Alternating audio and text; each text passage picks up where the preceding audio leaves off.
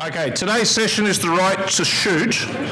My name is Taya Peterson. I've got a very simple job today, which is to introduce our first speaker and our moderator for this session.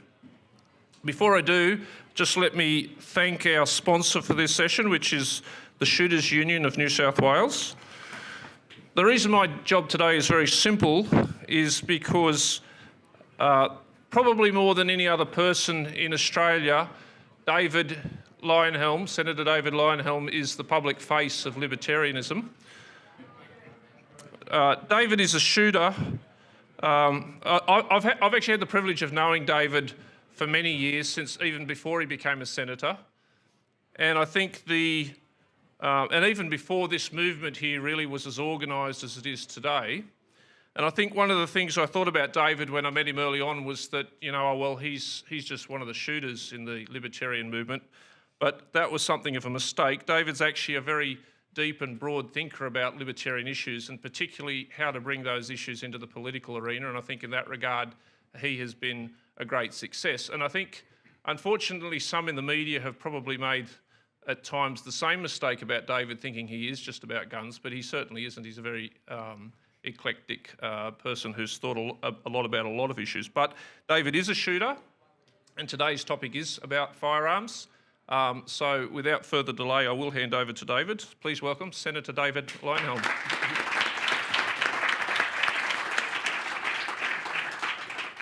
Thank you, Taya. I regularly meet people who say to me, I agree with everything you say, or almost everything you say, but I can't agree with you about guns. And then they follow up with something like, why do you want everyone to have a gun? When guns are designed to kill, why would you want more of them? And if you didn't talk about guns so much, more people would support you. And then finally, just look at America. That's all you need to know about guns. Unfortunately, almost nobody who says these sorts of things has much of a clue about the current gun laws, what it takes to legally own a gun, how to change, or how to use one, or how they would change the law. If you actually ask, how would you change the laws, they almost inevitably propose something that's already is the law. And if you ask them to describe the gun laws in America, they'll be equally ignorant. And as you know, what you see on TV is fiction, but you wouldn't believe that when you come to people talking about gun laws. Cop shows are not reality. Today's session will hopefully help those who are willing to listen and learn. For those who hate guns, and I have a term for that, it's hoplophobia. And for the ones who get really animated about it, it's pants-wetting, hoplophobia. It won't make much difference. Emotion, bigotry, blind prejudice, and a complete absence of reason are never far from the surface on this issue. But this is a libertarian conference. Hopefully you're all here because you either hold libertarian views or you are at least interested in the libertarian philosophy. So there's hope for you. Our speakers will take you through the current gun laws and highlight their absurdity. They'll explain why the gun laws have done nothing to make us more safe. They will explain why the gun laws are a bureaucratic nightmare to those who want to participate in the shooting sports, and why they are the worst kind of laws, irrational, pointless, and counterproductive. And then I'll finish at the end and discuss how gun control relates to libertarian values. Our four speakers, I'm not going to go into a lot of detail about them because they have one thing in common. They all have a business background. Two are retired from business. James Walsh, our first speaker, is not. They all are long-term shooters. So please welcome our first speaker, James Walsh, from the Sporting Shooters Association. Thank you, Senator. I want you all to imagine sitting at home with your family, enjoying your morning coffee, when all of a sudden there's a knock at the door. You open the door to be met by three armed police who request to enter your home and demand to inspect specific items of your personal property. You tell the police that this intrusion is not a convenient time, to which they ask you why. What else have you got to do? It's not going to take long. You feel intimidated by their show of force as they rattle off their understanding of what they are permitted to do, which in turn makes you feel compelled to oblige their request. They also have a list of items that they tell you to produce to inspect individually by serial number to ensure that their records of your personal property are correct. You may be asking yourselves why you deserve this treatment. They have no right to enter my home. I've done nothing wrong. Why are the police demanding to inspect my personal property? What business is it of theirs what I own? The answer to all of these questions is that you are simply a law-abiding citizen and you've actually done nothing wrong.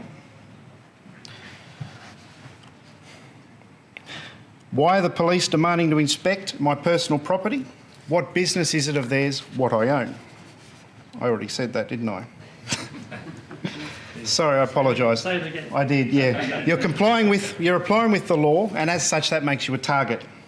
The scene that I describe would be better suited to a communist-era 1950s movie, along with the line, "Can I see your papers?"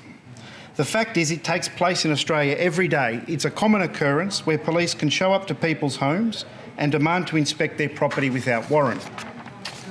Welcome to the life of a law-abiding firearms owner within Australia. A life where you must open your house and personal property for inspection on demand and where the government keeps track of the property you own. Today, I want to give you an insight into what it's like to be a law-abiding firearms owner and a brief introduction to the rigmarole and endless regulation and red tape that you must navigate and comply with in order to keep your licence and firearms. The scenario I just mentioned happened to me a few years ago. The police showed up unannounced, demanding to inspect my firearms safe storage. As I said, I advised the police it wasn't a convenient time, but that only led to them becoming pushier and pushier. I thought to myself, after all, I'm a law-abiding citizen with nothing to hide. As the inspection went on, I kept feeling if I didn't comply with the request of the police, I may be seen to be causing trouble. I was definitely under the microscope and they were looking at me very closely, trying to catch me out. In order to obtain a firearms licence, a person must be of exceptional character. They must not have been convicted of an offence involving drugs or violence, major fraud or crimes of a sexual nature. They must not have been the subject of an AVO or DVO within 10 years. They must be upstanding citizens and not associate with known criminals. Yet in many instances, despite proving their character, licensed shooters are treated no better than common criminals. Once you are the holder of a firearms licence, in the eyes of the government, it only opens you up to further scrutiny. I have often said I feel safest in a room full of licensed shooters. I know that in order to have a firearms licence, you must go through thorough police checks and be found to be a model citizen. After all, what other job or recreation requires the same level of purity? You would think that once you have been through the red tape and scrutiny required to obtain a firearms licence, plus the compulsory firearms assessment and testing, that you would be free to go about your business. But no, it's actually just the beginning. Here starts the real journey of regulation and bureaucracy gone crazy. It is now where you must start to justify why you want a firearm, what you need or want that type of firearm for, what you intend to do with it, and where and how it will be stored. If you give an answer or reason to any of those questions that the bureaucrats deem unsatisfactory, you are either subject to further scrutiny or denied your permit application for which you've already paid a non-refundable fee. It's important to note that people take up shooting for a number of reasons. The government mandates that a person must establish a genuine need for firearms licence and then a further genuine need or reason to purchase each and every firearm. You may want a firearm for the challenge of target shooting, where you're required to shoot the smallest grouping of 3 shots at a target some 200 metres away. It may be that you prefer to ethically hunt your food that is free, range and organic. The reason of I just want one is not good enough, and each reason opens up more regulation and obligatory requirements for the licensed shooter. Take, for example, using a genuine reason of hunting. Most countries regard hunting as a basic cultural tradition and would not question firearms ownership to put food on the table. Not in Australia. A licensed firearm owner is subject to a number of conditions to keep their licence and firearms, which include a requirement to shoot at a range a specified number of times in a year, compulsory membership of a hunting or target shooting club that meets the requirement of the licence type, and even having to obtain letters from rural property owners stating that you have permission to hunt vermin on their property. If for some reason these conditions cannot be met, the shooter must then explain themselves further and provide evidence of reasons for non-compliance, or again risk the loss of their licence and firearms.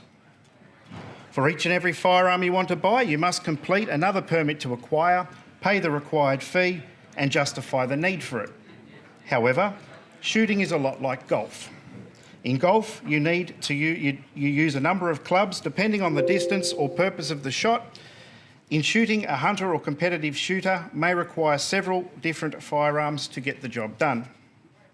An example is you may require a shotgun for pest birds or foxes at close range, a larger calibre rifle for bigger pest species like pigs or deer over longer distances, a small calibre rifle for rabbits.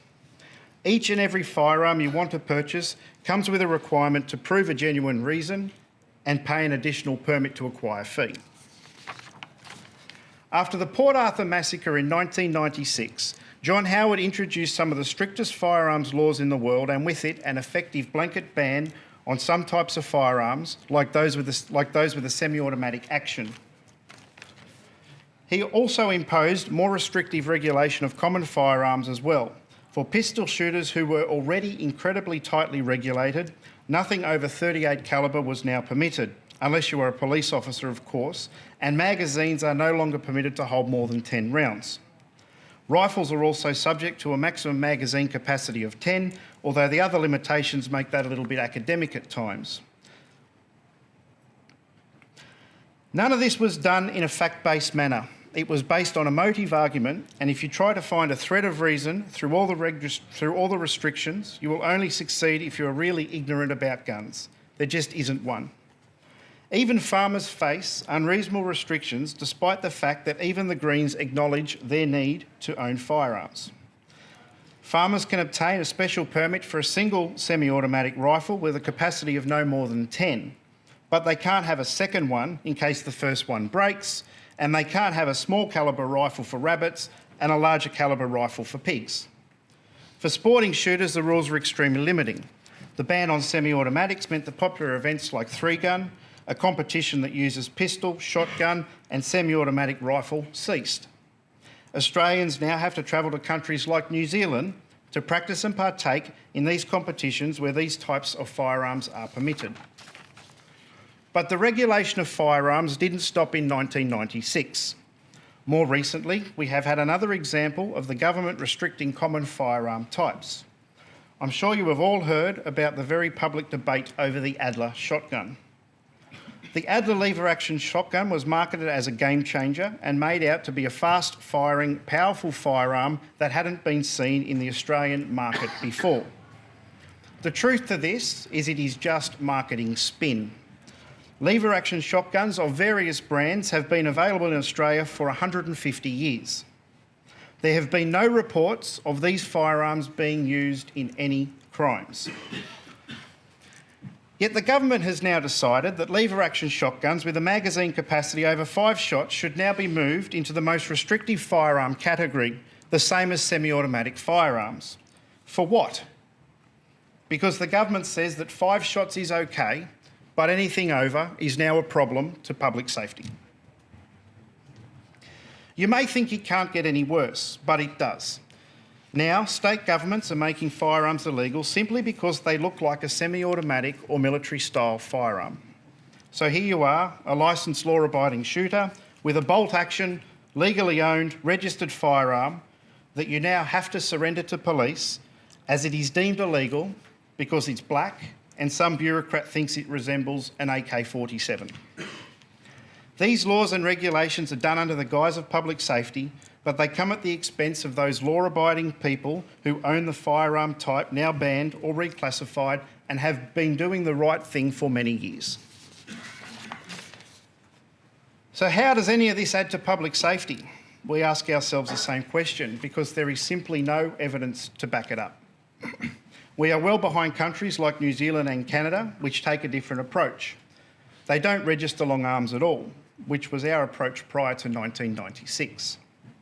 What they found was firearms registries are extremely costly and don't do anything for public safety. they also don't prohibit semi-automatic firearms. If you love government control and regulation and you want the government in your life, you need to become a law-abiding shooter. If you love... I said that again too. But with all this legislation, regulation and red tape, we still have lots of gun crime. The fact remains that no amount of laws and regulation will stop those who don't care about the law. Those who commit crimes with firearms aren't worried about barrel lengths, magazine capacity, or the registration or safekeeping of their firearms. So what does it all achieve? In my eyes, it achieves nothing. It only hinders those like me and us up the front here who do the right thing and go to the trouble of getting a firearms licence and then registering our firearms so that we don't break the law and then risk a heavy punishment. I'm going to leave you with a final thought. It's a very old saying, often used in the gun control debate. And it's when you outlaw guns, only the outlaws will have guns. Thank you.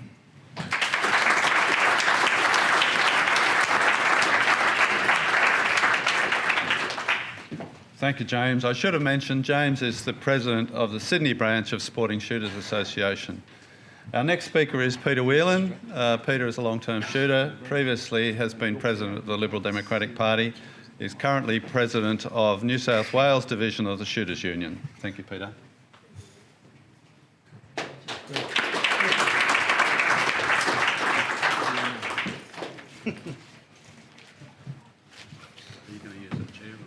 No.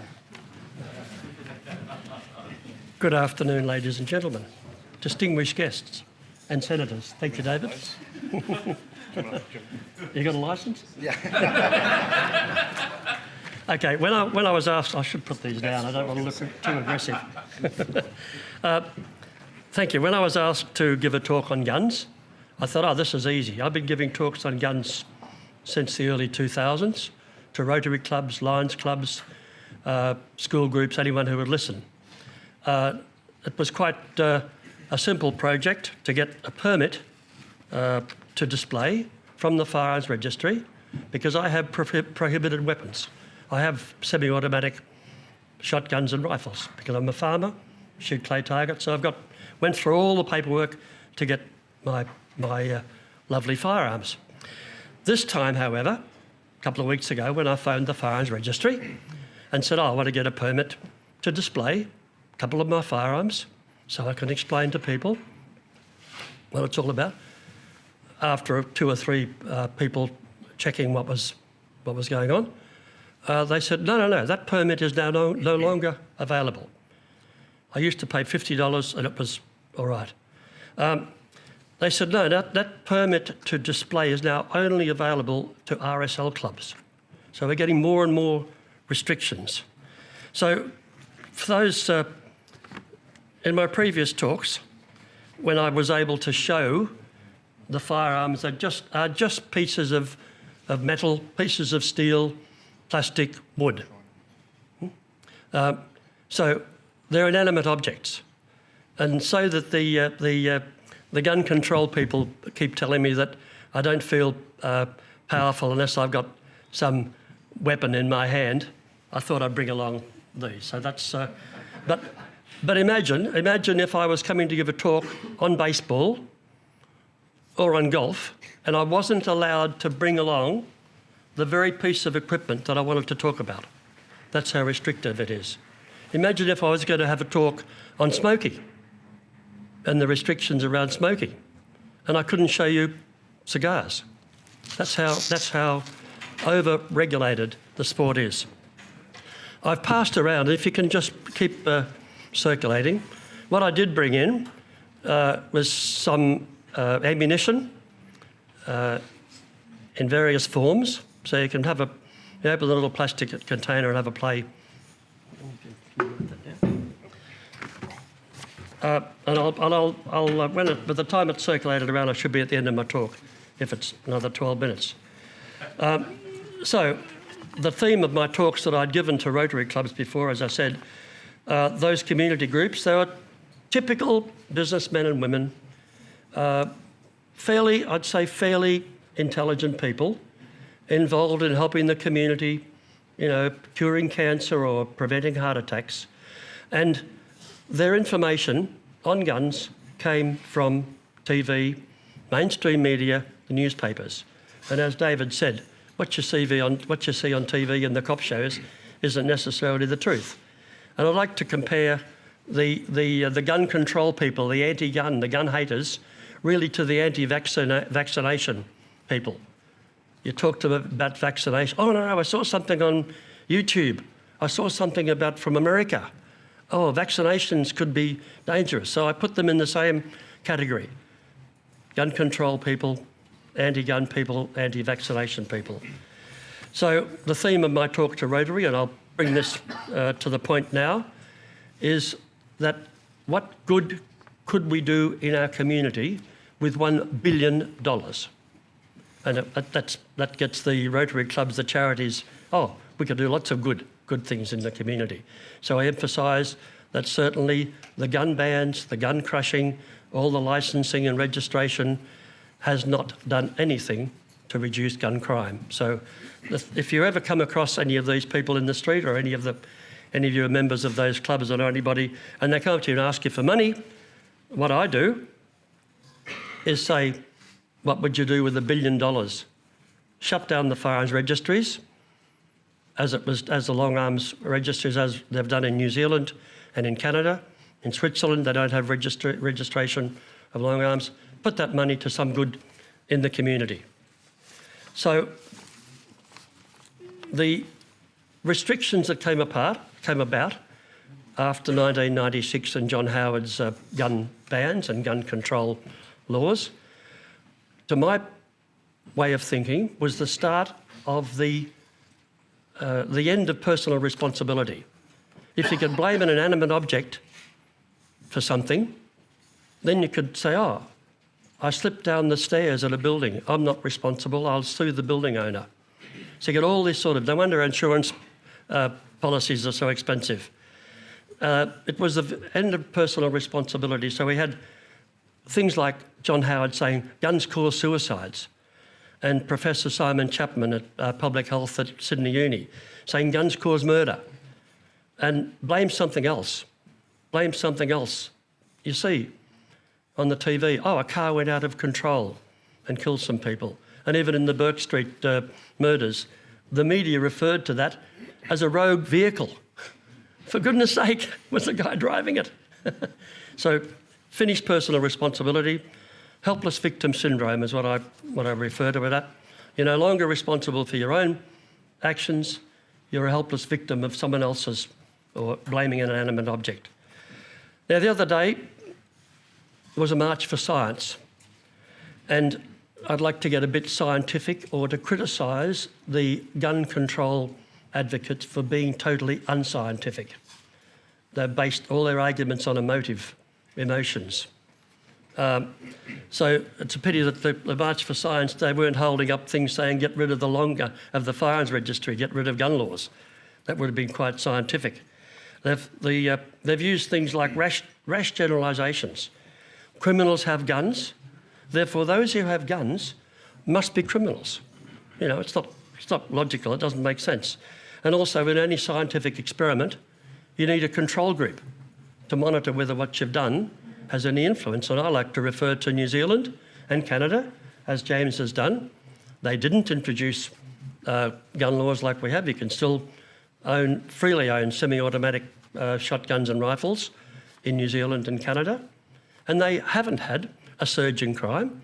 So you can look at that as a control group and say, right, our scientific study shows that the Australian experiment has failed.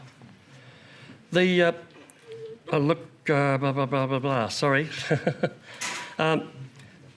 failure to consider other variables in the community. This, once again, is a scientific analysis of what's happened in Australian society.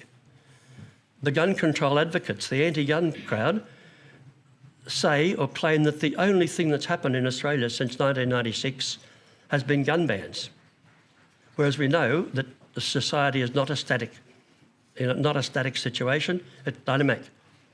The result in increase in crime, which we saw after 1996, the community reacted. At every election, the politicians said, oh, we'll put on more police to tackle crime. The shopping malls put on security guards. There's now twice the number of private security guards as police. Of course, private security guards happen to carry handguns, a lot of them. So we can say that they've reacted to the increase in crime by recruiting more security guards with guns. There's lots of other variables as well too.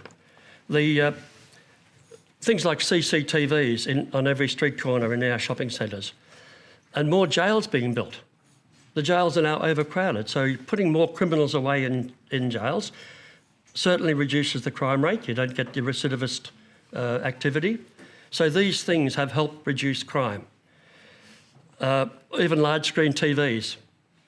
People are staying home. They're not out in crowds being exposed to a criminal activity.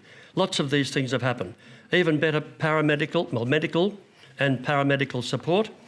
And even the fact that now more people have mobile phones. So people who are attacked, who become victims of crime, no longer die. Well, there's less chance of them dying. They're now saved rather than becoming a murder statistic. So when the anti-gun people look, they selectively pick statistics out and prove that the gun laws have worked, but ignore all the other factors. So anyone who manipulates statistics, not only unscientific, but they're liars. So I'd like to be also a bit illogical, or extending the argument about the firearms licensing and registration regime. If it really was to make Australia a safer place, and John Howard will tell anyone he talks to that his gun laws made Australia a safer place, then the more licensed firearms owners in the community, the better. The more registered guns there are, the better, because that's making us a safer place, because these are the gun laws. And the best and safest way will be when everyone who's eligible has a firearms licence and has as many registered firearms as you can afford to buy. And the best way of achieving that is to join the Shooters Union or join the Sporting Shooters Association and get with the program. Now, been passing around, I don't know where it's up to. Have everyone seen this, the ammunition? Yeah. Keep passing that around. Oh, sure. Because in that little, if you can hold up the little plastic jar, I'll get back up on my podium again. How are we going for time? 3 minutes. 3 minutes. Okay.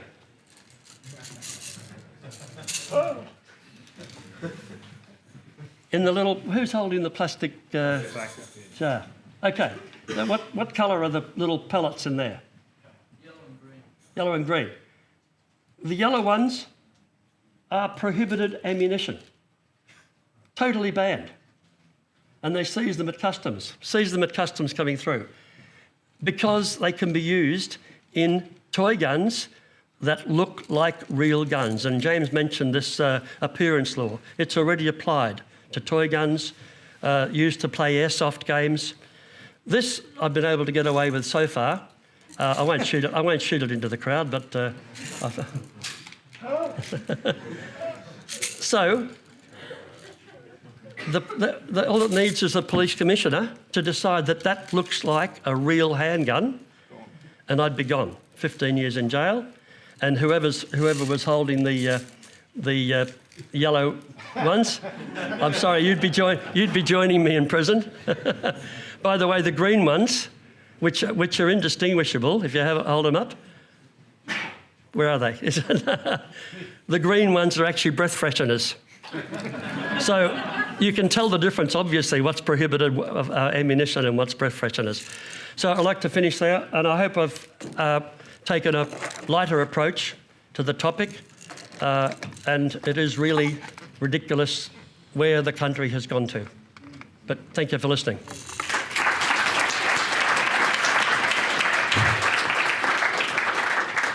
I want that ammunition back too.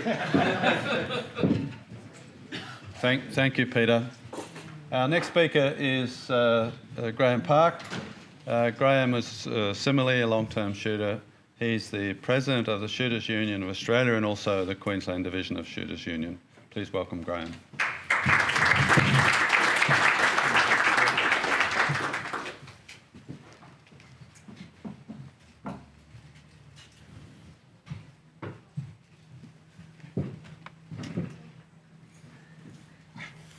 success.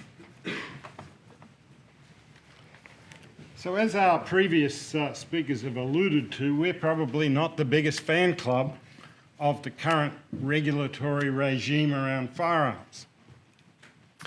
And there's a whole lot of reasons for that, obviously because of our personal interests, but I think far greater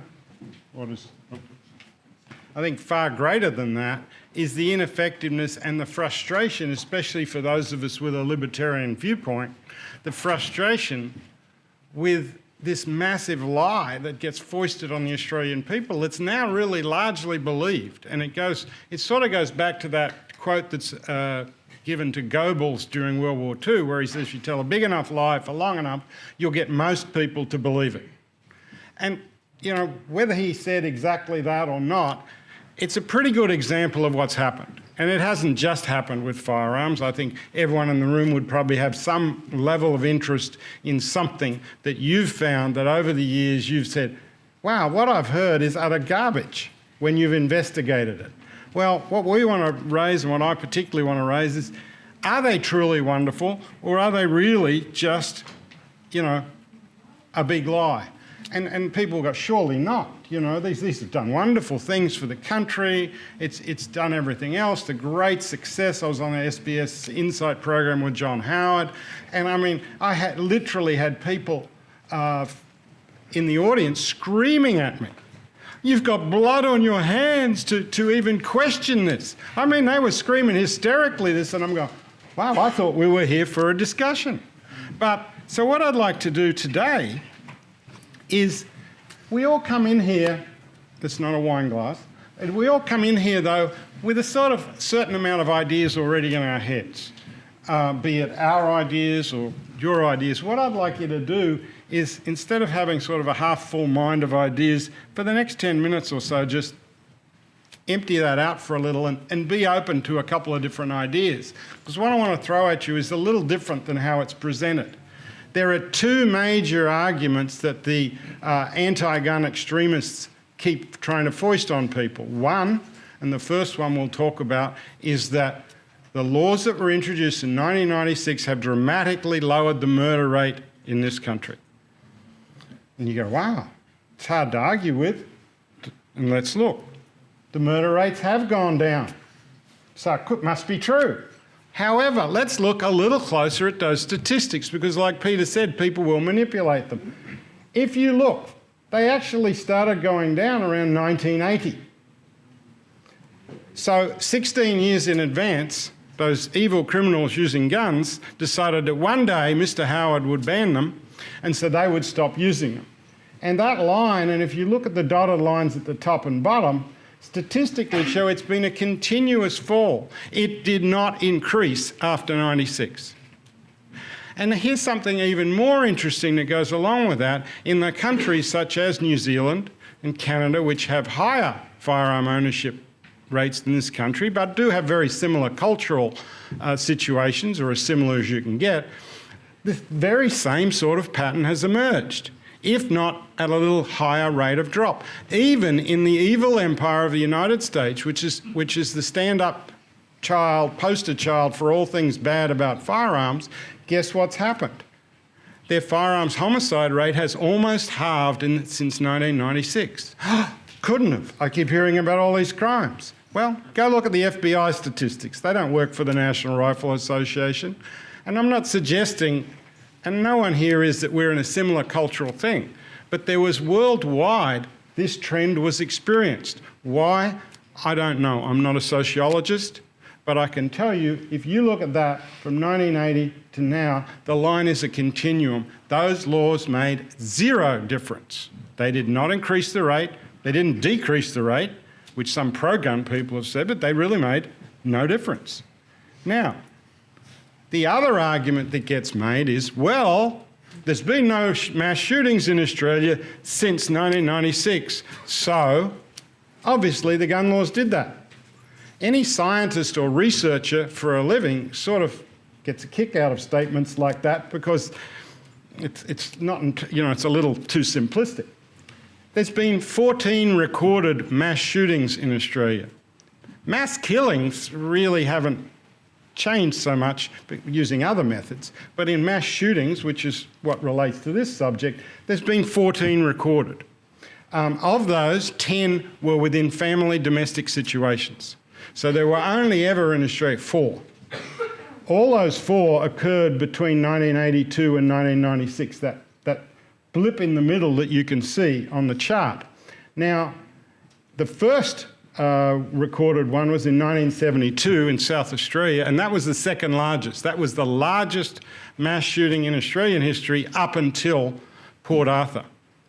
Guess what they used in that? Must have been one of those evil semi-automatic firearms. No, it was a single-shot 22 bolt-action rifle. Probably the slowest and least powerful firearm available. And they killed, I think it was 12 people in total. It's quite incredible. Then we jump over to here, and we have, it's not true that there haven't been any since 1996. There was one in 2014 here in New South Wales. But it didn't get the publicity, and because of certain political interests, they don't want to openly call it as one, but it was. All of them occurred between 1982 and 1996, a 14-year period. Why? When you consider there was a lot less gun laws before, and into the 80s and 70s, where there wasn't even licensing in many states, let alone registration or safety training, why wasn't there a lot before? When I was a kid at boarding school in Sydney, you used to be able to go down the bottom end of George Street, and there was about a half dozen gun shops there, and we'd take them out at kids of 13, 14, take them out into the street so we could look through the telescopic sight up George Street. Now, I wouldn't try that today. I'd strongly recommend you don't do that. But no one, you know what, people didn't even blink. So the availability of firearms was there. Why were there no mass shootings prior to 1982? None, except for that one aberration. And why were there none after 1996? Well, the anti-gun extremists will say it's because of those laws. However, New Zealand hasn't had a mass shooting since then either, but they had some during that period. It's some sort of sociological whatever issue, and I asked, before doing this talk, I had 2 hours with the top researcher on this in Australia, and her answer was, she said, if I was giving a lecture, it'd be about an hour long. She said, the bottom line is we just don't know. She said, no one's been willing to throw millions and millions of dollars at research to find out. So that's our thing is, it hasn't changed because they didn't happen before and they haven't happened afterwards. But the laws made no real difference.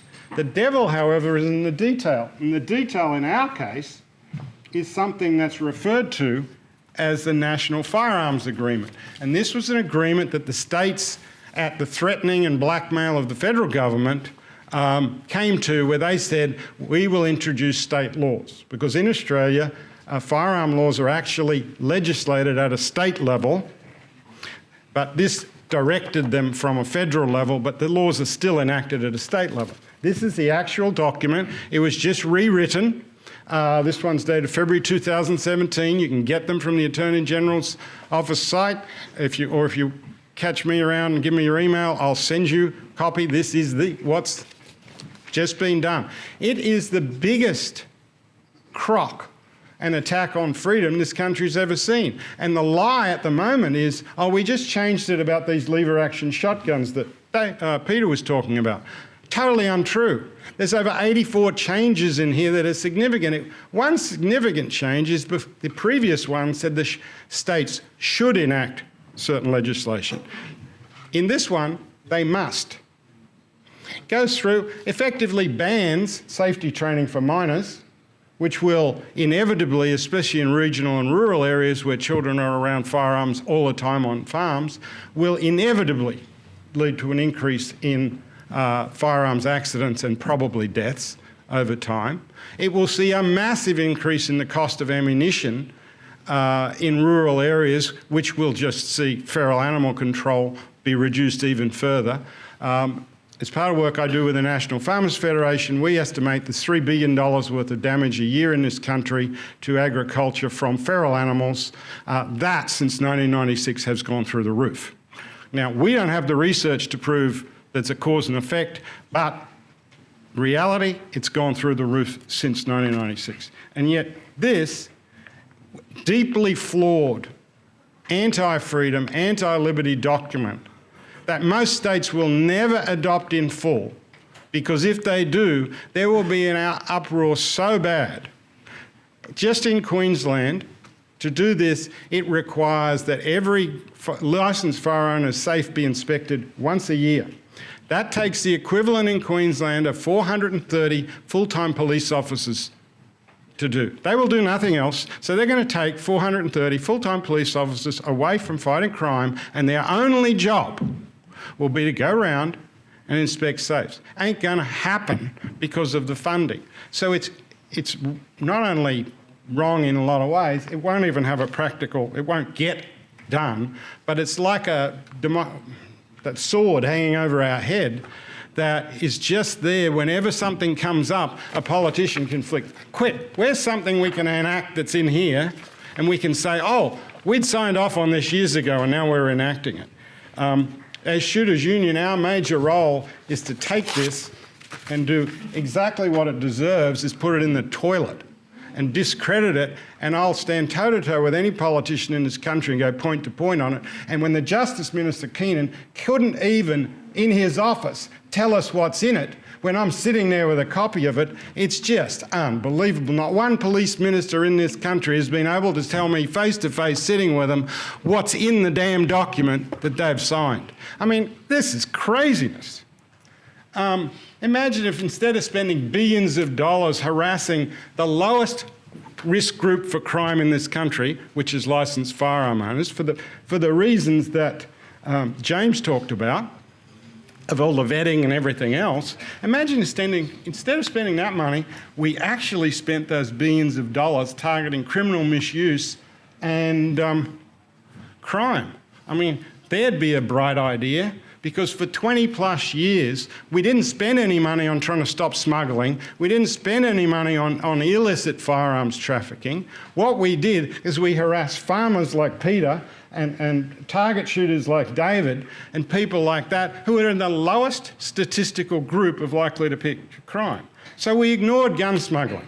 Now, the Attorney General's office just a few weeks ago released a thing that said 5,000 firearms were stopped in the US from entering Australia that were going to be smuggled into this country.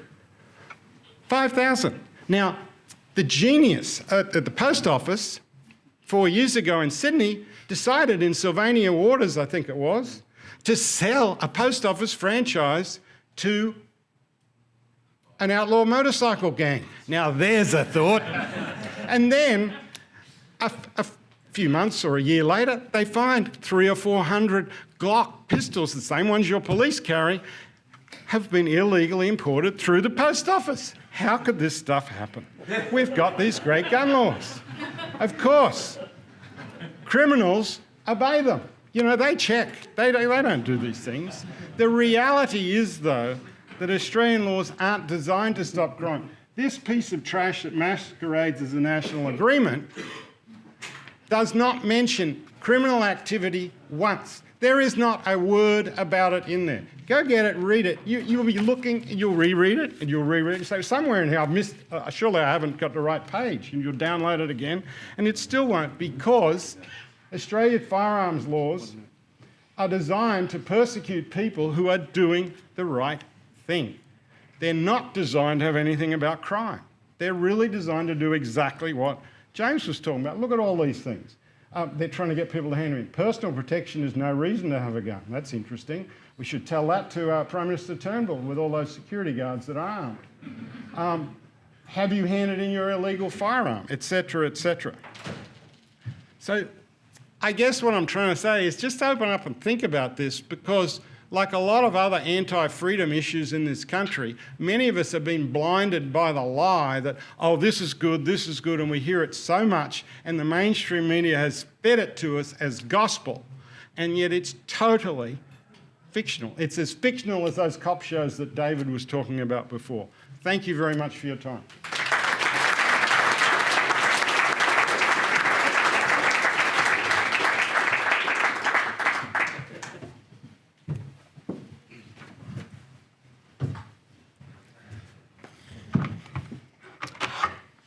Thank you, Graham. So I'm going to wrap up now with a bit of a discussion about gun control in the context of libertarian philosophy.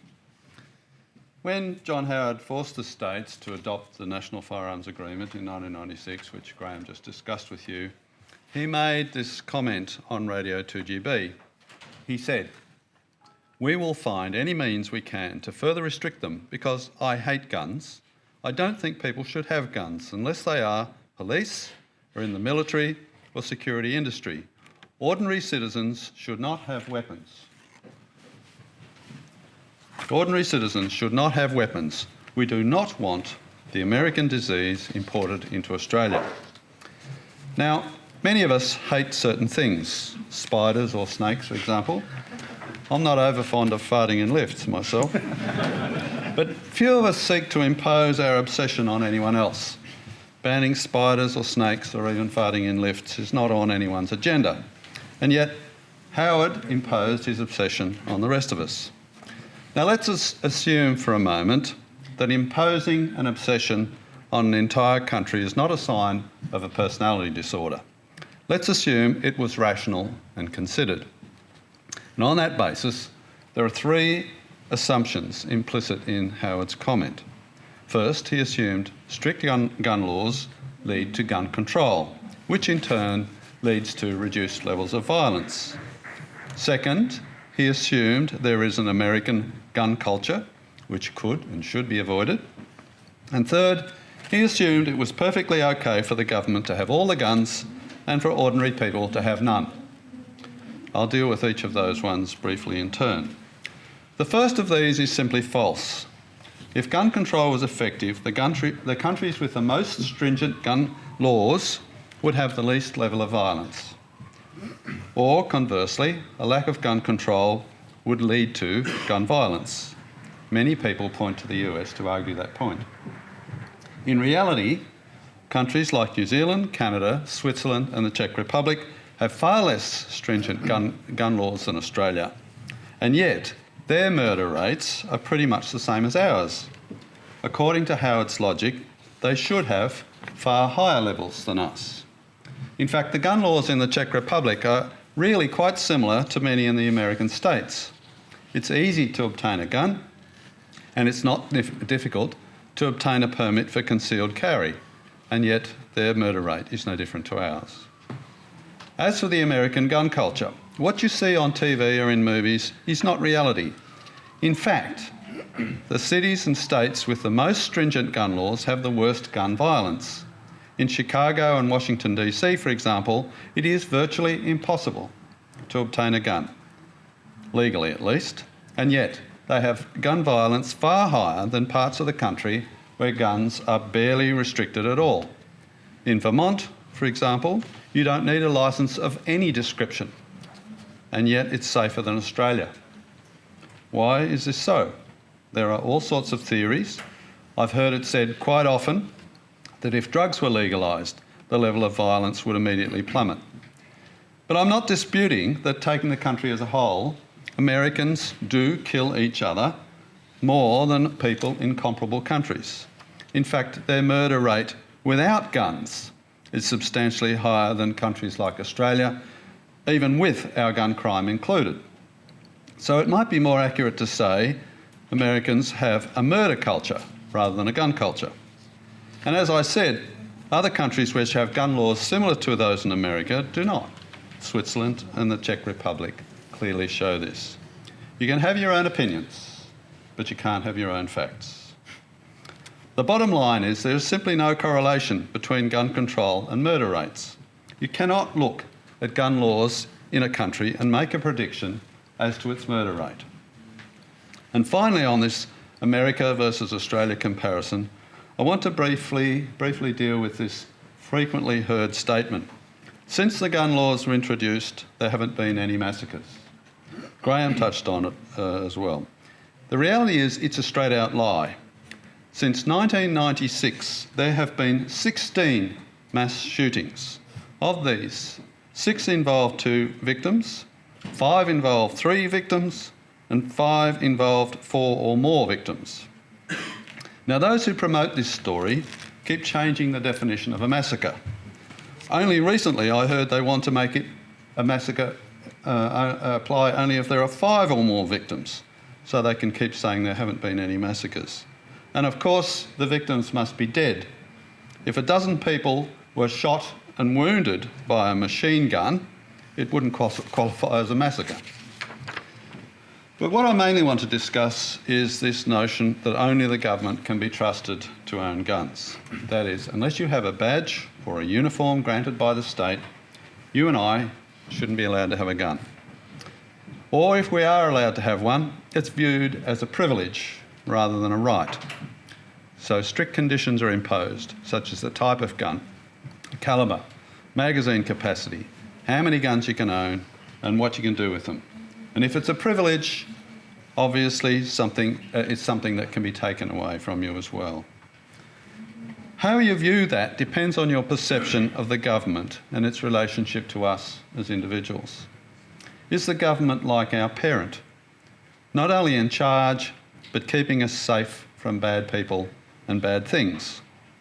And given it can't always know who the bad people are, is keeping guns away from anyone who isn't under the government's control the best way to achieve that, including people like you and me? Or are we adults, largely responsible for our own safety and also in charge of the government? And even if we wanted the government to provide some protection, we wouldn't want it to be so perfectly safe that we would tolerate the level of intrusion and the closeness of the police that would be necessary to achieve that. This is a fairly fundamental question. And it helps, I think, at this point to get a little bit philosophical and compare the thinking of 2 giants of the Enlightenment, Thomas Hobbes and John Locke. One or two of you may have heard me discuss them previously. Hobbes thought the natural state of man was perpetual war, with life nasty, brutish and short. In his view, the only way to achieve civilisation was relinquish all liberties to the sovereign, who then gave them back to us as the sovereign decided, or some of them at least. Hobbes also argued that the sovereign should rule with due regard for the desires of the people, but he was very clear that ultimate power remained with the sovereign and that the sovereign was the source of our rights. And when the government wanted to limit those rights, it had every right to do so. Now, John Locke had quite a different view. He believed man is peaceful and industrious, but to establish a society in which private property can be protected, it's necessary to relinquish certain liberties to the sovereign. However, this is a very limited and conditional arrangement. Only sufficient powers as are required for the preservation of life, liberty and property rights ought to be relinquished. And ultimate power remains with the people. Basic rights are inherent, and if the sovereign gets too controlling, the government's powers can be reclaimed. Now, Locke heavily influenced the American Declaration of Independence, as well as its Constitution and Bill of Rights. The intention of the Second Amendment, the right to keep and bear arms, was to ensure the people not only had the right, but the means to reclaim power from the government if it became necessary. Thomas Jefferson had exactly that in mind when he famously said, "I hold it that a little rebellion now and then is a good thing, and as necessary in the political world as storms in the physical." And he also said, "The tree of liberty must be refreshed from time to time with the blood of patriots and tyrants." Jefferson was clearly anticipating the need to reclaim rights from governments. He was a Lockean. All of which raises the question, how is it possible to bring an authoritarian government to heel if you don't have any means to do so? People say, why would you need to? We don't have secret police, concentration camps, imprisonment without trial, or any of the other attributes of a totalitarian society in Australia. To which I would respond, we have had instances of imprisonment without trial and attempts to ban certain points of view. But I am not suggesting the Greens are about to win power. And I acknowledge we have not had a totalitarian government in our short history. Nonetheless, look at today's peaceful, democratic Germany. Look at lovable, chaotic Italy, or lazy, tax-avoiding Greece. All three of these endured horrendous, authoritarian governments in the 20th century. And guess what each of them did? They restricted gun ownership to people over whom they had control. Party members, police, military. So, a self-respecting libertarian needs to ask, do we trust our government enough that we would relinquish all means of resisting on the basis that something similar could never happen in Australia? Many Americans don't trust their government, and that's in a country where the separation of powers with its checks and balances is far more secure than it is in Australia. In countries with recent experience of totalitarian government, in Eastern Europe for example, distrust of the government is huge. The second libertarian question I want to ask in relation to gun control is this. If we are dependent on the government for our protection, are we really free? Are we really autonomous, self-owning individuals? Because unless we own our own minds and bodies, they are not our own.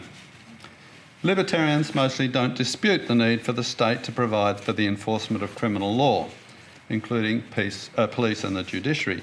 But does that mean we each abrogate responsibility for our own safety, our protection, and leave it to the state? I don't believe so. Libertarians accept personal responsibility. Since 1997 in Australia, we have been forbidden from carrying anything for self-defence. Our legal right to self-defence is clear, but having the practical means is prohibited. If you are skilled in martial arts or happen to be a chef carrying your knife to and from work, you might be fine. But most people, particularly women and the elderly, are defenceless. And there's a more sinister aspect to this. If we are not permitted to use our own judgment as to whether to exercise our right to self-defence in a practical sense, how can we possibly be trusted to vote? Isn't electing the government, with all the power it has, a far greater responsibility? Now, just to be clear, I'm not suggesting everyone should carry a gun. They're not for everyone, and even in countries where they are legally available and they can be legally carried, less than 10% those eligible do so. But I am suggesting we should have the right to do so if we wish.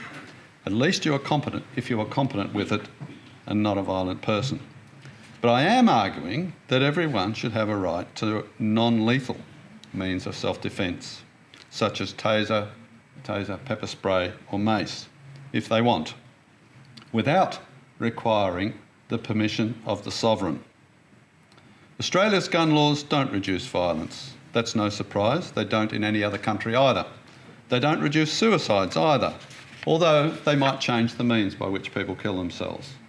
What they do is reinforce state power over us as individuals and create a position of dependency on the state which undermines our democracy.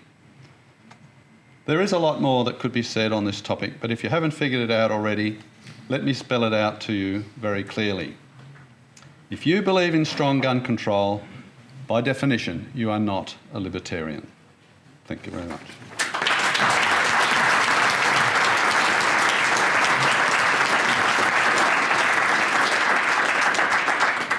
Okay, the question for the panel is how big is the media's role in preventing gun ownership in Australia? Can you use the microphone, please? How big is the media's role in preventing gun ownership in Australia? Comments, panel?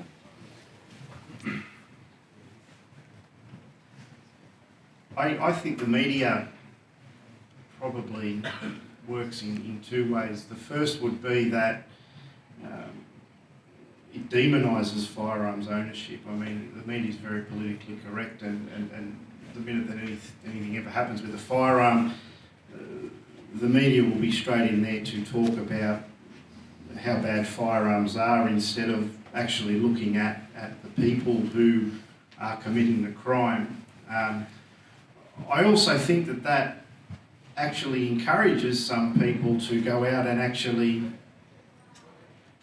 investigate shooting, because when the media tends to demonise things, it does make people interested in what they're referring to. So I actually think in some ways it actually attracts people to the shooting sports, and you know, given that there is a bit of a movement at the moment away from political correctness, I think that, as I said, helps to encourage it. The media in Australia is mostly highly urbanised, and because of all the cutbacks in spending in mainstream media, you've got very young, in most cases inexperienced journos. They don't have any understanding of the legitimate use of firearms. They tend to have watched those cop shows that they talk about, or horror movies, or massacre movies and things like that. So they've got a natural viewpoint, and also there's the old thing in the media, if it bleeds, it leads. So the more gore you can get in the media, and don't blame the media for that, it's us that read it, we buy it, but all of that contributes to a point of view that is a certain direction on firearms. It comes largely from ignorance. We're working with a lot of younger media people now in educating them, taking them out shooting, giving them education, and providing them with resource libraries, and that's having some small effect. The regional media is actually not anti, because they're around a normal common sense use of firearms. I've got a question I'll start Peter with. If you could wipe the slate clean today, what would sensible gun laws in Australia look like? That's a good one for you to start Yes, with. thank you for asking that question. Sensible gun laws would be licensing of an individual. That's once again personal responsibility down to the individual. They'd have to prove that they're of good character and have no criminal record. I'd say similar to what the licensing was before '96, without unnecessary complications of what sort of firearm you could buy, where you could shoot it, all the unnecessary and irrelevant complications. If you're a person of good character, no criminal record, and weren't likely to threaten anybody with a firearm, then you should be licensed. And I'd use probably the Swiss model. I've been shooting with a friend of mine who's actually immigrated. He's sold up in Australia. He said never come back to live in Australia again, because one of the reasons is the gun laws. I've been shooting with him in Switzerland. Yes, you have a license, it's a bit of paper. If you want to buy a firearm of whatever sort anywhere, military, semi-automatic, you just have to produce something from your local police to say that currently is valid, that you still have no criminal record. And it cuts down a lot of bureaucracy, a lot of waste of taxpayers' money, and it puts the responsibility back to the individual. And then we could buy, as I said in my speech, love to buy whatever firearm you'd like to have and can afford. Graham, would you like to talk about, if you were starting again, how would you... I would have a very similar view. I think there is some good evidence from around the world that a good thorough background check combined with some safety training is a really clear way that you can control certain types of gun violence, gun-related violence. But there's no evidence that anything more does anything more. In fact, it tends to work exactly the opposite. You spend inordinate amounts of money that is taken away from real law enforcement. We have hundreds and hundreds of police officers who are members of Shooters Union. And they get so frustrated because they know their budgets are being gutted. 95% of the money is currently being spent on licensed fire owners and 5% on criminal activity. They want to see it reversed, and we would too, hence a licensing system and background checks, safety training, and then basically go out and do what you do after that unless you do something that makes you a threat, in which case they can soon take that away. James, do you want to comment on it? I don't believe in the registration of long arms. We have very expensive firearms registries, and I think the point was made that money is effectively government money spent policing the least likely people who are going to commit crimes. That money would be better, in my mind, invested into mental health programs or other community programs that actually make a difference. One thing that I sometimes differ on with people is I do believe that people have a right to self-defence, and if that is with a firearm, I think that if we were going to be looking at starting again on firearms laws, I think that everyone in this room has a right to self-defence, and if that means, as I said, by way of firearms, then you should be able to permit to have a firearm to defend yourself if the need arises. All right, there's one final question because we're almost out of time, which is, I think I'll answer it. Is there a path forward for gun law liberalisation, or is it a hopeless cause in this political climate? Well, no, it's not hopeless, but it is difficult. The solution is for those who are libertarians who accept the principle of freedom, or shooters who haven't thought about it before but now realise the importance of it, to vote for a pro-shooting party. Now, I could suggest one of those. It might be, but there are 2 or 3 others that are not too bad. But use your vote. Use your vote in the cause of liberty. And even if you don't care 2 hoots about guns, even if you have no interest in shooting with guns, even if you don't like them very much, that's not relevant. Vote in the cause of liberty. I don't like marijuana all that much, but I will argue for its liberalisation. I don't like cigarette smoking all that much, but I will vote for the choice to smoke.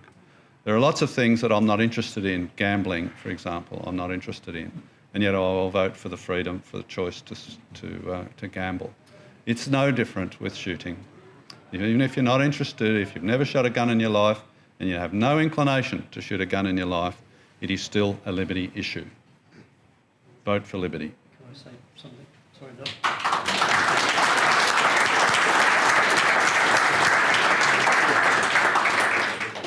Not wishing to upstage the good senator, but is this right? I don't think so. And not wishing to upstage the good senator, thank you, David. But on that topic too, what I would encourage you to do, if you're not the least interested in firearms, as I know that's a special interest, tackle your local politician. He's been voted in there, and ask him why all this money, taxpayers' money, is being wasted. You know, it's not only your Rotary Club, but your local MP. Federal as well, because the Federals are telling the states what to do. Ask him, why is this money being wasted? So get rid of the long arms registration, cut out a lot of the red tape, let the police tackle criminals instead of the law-abiding. And in the last few months I've been talking to both my state and federal MP about that topic, and in case of the federal MP, he's a newbie, I took along some of my firearms, and I did have special permission, and he was surprisingly ignorant about what was involved, even with lever action. He said, is this dangerous? I brought along a lever action firearm and said, oh, stop. We've got to go. Gotta go. Take the mic. Thank you very much, ladies and gentlemen. It's time for a break.